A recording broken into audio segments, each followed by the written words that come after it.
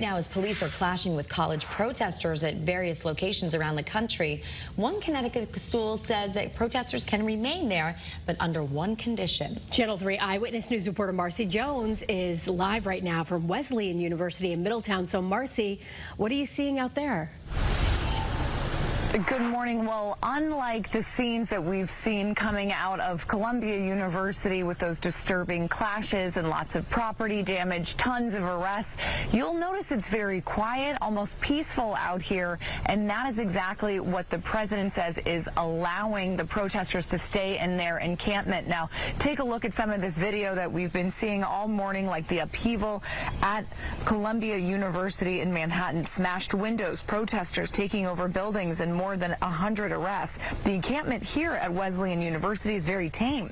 The university's president released a statement via a blog post yesterday saying, in part, this morning you can find pro-Palestinian protesters camped out behind North College. The students there know that they are in violation of university rules and seem willing to accept the consequences.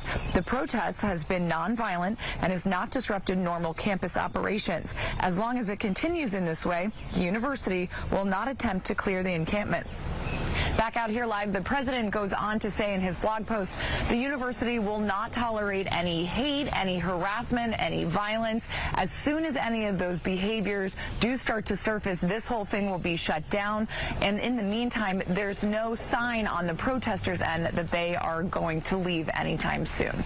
Reporting live in Middletown, Marcy Jones, Channel 3 Eyewitness News. All right, Marcy, thank you. Of course, we will stay on top of these protests and how universities in our state are responding. Make sure you download the WFSB app.